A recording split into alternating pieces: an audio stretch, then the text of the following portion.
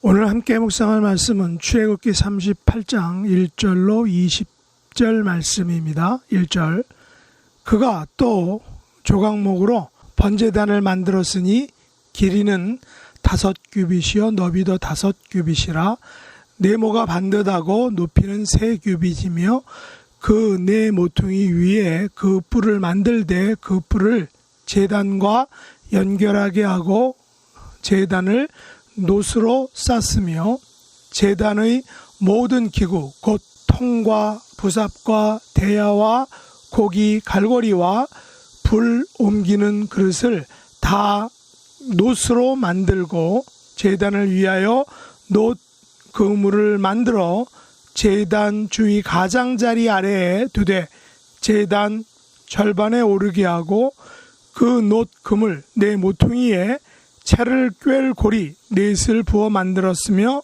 채를 조각목으로 만들어 놋으로 싸고 제단 양쪽 고리에 그 채를 꿰어 매게 하였으며 제단은 널판으로 속이 비게 만들었더라.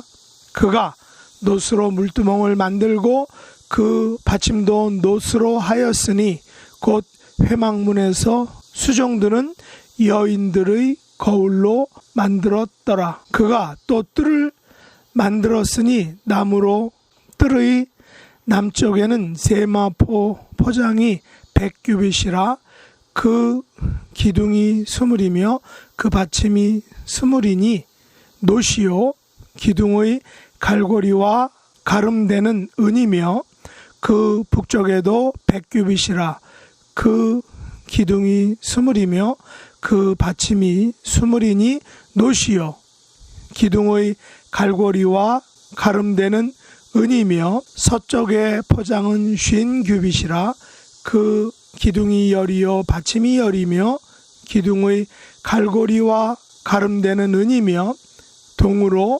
동쪽에도 50규빗이라 문 이쪽의 포장이 15규빗이요 그 기둥이 3이요 받침이 3이며 문 저쪽도 그와 같으니 뜰 문 이쪽 저쪽의 포장이 15규빗씩이요 그 기둥이 3씩 받침이 3씩이라 뜰 주의 포장은 세마포요 기둥 받침은 놋이요 기둥의 갈고리와 가름대는 은이요 기둥 머리 싹에는 은이며 뜰의 모든 기둥에 은 가름대를 꿰었으며 뜰의 휘장 문을 청색, 자색, 홍색 실과 가늘게 꼰 배실로 수놓아 짰으니 길이는 20규빗이요 너비와 높이는 뜰의 포장과 같이 5규빗이며 그 기둥은 넷인데 그 받침 넷은 놋이요 그 갈고리는 은이요 그 머리 싸개와 가름대도 은이며 성막 말뚝과 뜰 주위의 말뚝은 모두 놋이더라. 아멘. 오늘 말씀의 제목은 모두 놋이더라 라는 것입니다. 오늘 본문 출애굽기 38장은 번제단과 놋 물두멍과 성막 울타리를 만드는 것에 대한 그런 말씀입니다. 번제단은 조각목으로 만들었다라고 말씀하고 있죠. 2절 이하에 보면 제단을 놋으로 쌓으며 제단의 모든 기구 곧 통과 부삽과 대야와 고기 갈거리와 불 옮기는 그릇을 다 놋으로 만들었다라고 이렇게 말씀하고 있습니다. 제단을 위하여 또한 놋구물을 만들었다라고 말하고 있죠. 채를 조각목으로 만들어서 그것을 놋으로 쌌다고도 이렇게 말하고 있습니다.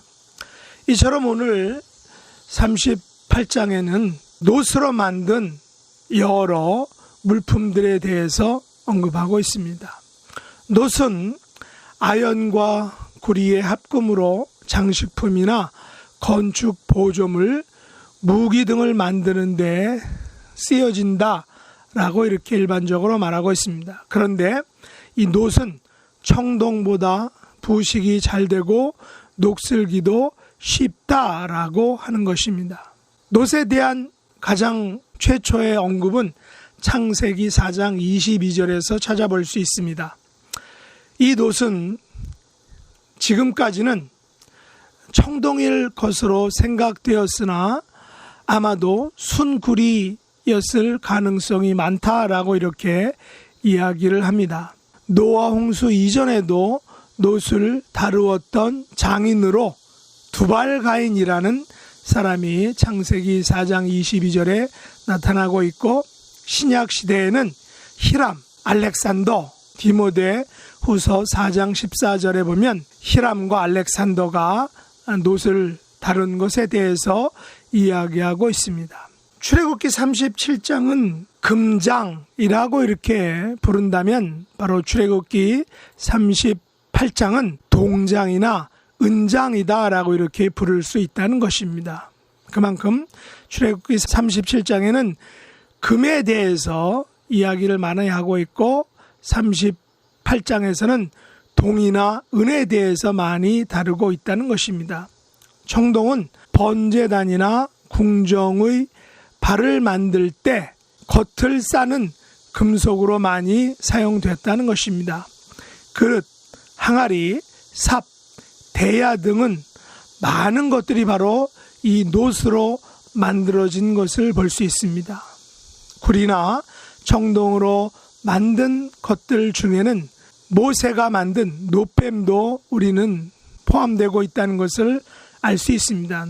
민수기 21장 9절에 보면 모세가 놋뱀을 만들어서 장대 위에 달았을 때 그것을 본 사람들이 다시 살아나게 되는 것을 우리가 알 수 있죠. 그 외에도 골리앗의 무장에 사용된 투구와 어린 갑과 경갑과 단창, 그리고 놋사슬, 놋재금, 놋문, 그리고 각종 우상들이 바로 모두 놋으로 만들어졌다라는 것입니다. 그 당시 철이 그렇게 귀하였기 때문에 또 그 당시에는 철이 온전한 그런 기능을 발휘하지 못한 상태였기 때문에, 개발되지 못한 상태였기 때문에 놋으로 많은 것들을 만든 것을 볼 수 있습니다. 이로 보아서 팔레스틴 지방에는 제일 흔한 것이 바로 이 놋 금속이었다라고 생각할 수 있다는 것입니다. 그렇다면 이같이 제일 흔한 금속인 놋이 제단의 모든 기구, 곧 통과 부삽과 대야와 고기 갈고리와 불 옮기는 그릇을 다 놋으로 만들었다라는 것은 우리의 믿음 생활에 무슨 교훈을 주고 있느냐라는 것입니다. 물론 21절 이하에 언급된 성막 재료의 물자 목록에는 금도 있고 은도 있고 청색, 자색, 홍색 실과 가는 배실, 다양한 그런 재료들이 있습니다.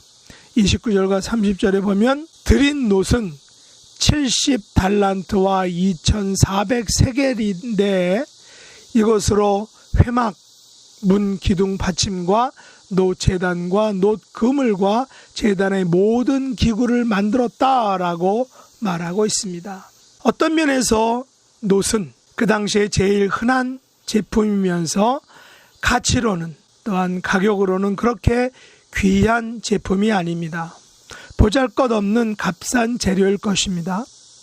그러나 하나님께서는 어떤 면에서 값싸고 볼품없는 재료를 제단의 모든 기구의 재료로 사용하셨다라는 것입니다.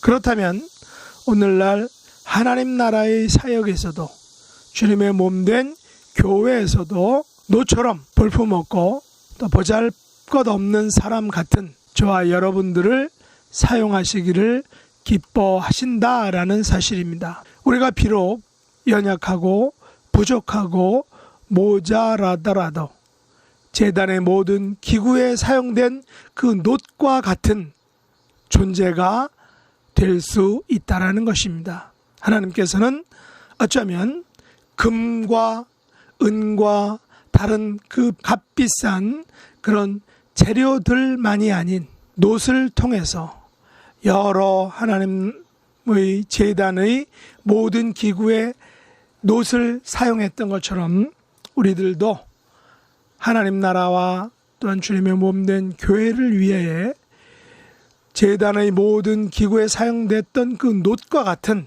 필요한, 또 비록 가치에서는, 가격에서는 그렇게 비싼 건 아니지만 꼭 필요한 그런 놋과 같은 존재, 놋과 같은 우리의 삶이 될 수 있기를 예수님의 이름으로 축복합니다. 기도하겠습니다.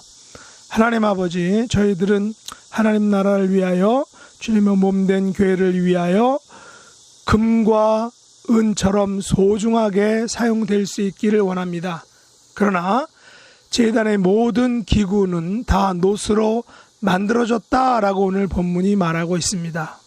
저희들도 하나님 나라와 주님의 몸된 교회에서 놋처럼, 금과 은은 아닐지라도 놋처럼 귀하게, 또 필요한 곳에, 모든 곳에 적절하게 사용될 수 있는 귀한 하나님의 백성들, 하나님 나라의 존재들, 하나님 교회의 성도들이 될 수 있도록 축복해 주시옵소서.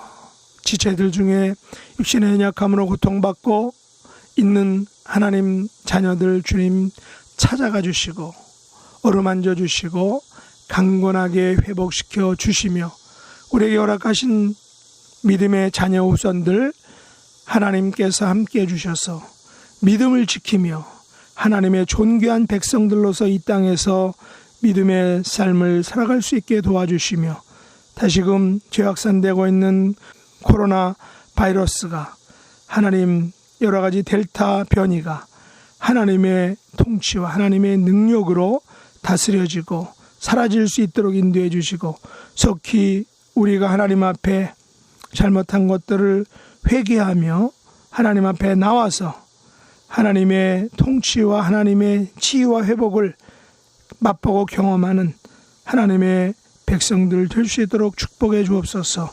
예수님의 이름으로 간절히 기도드렸나이다. 아멘. 하늘에 계신 우리 아버지여, 이름이 거룩히 여김을 받으시오며 나라의 임하옵시며 뜻이 하늘에서 이룬 것 같이 땅에서도 이루어지이다. 오늘날 우리에게 일용할 양식을 주옵시고, 우리가 우리에게 죄 지은 자를 사하여 준 것 같이 우리 죄를 사하여 주옵시고, 우리를 시험에 들게 하지 마옵시고 다만 악에서 구하옵소서. 대개 나라와 권세와 영광이 아버지께 영원히 싸움나이다. 아멘.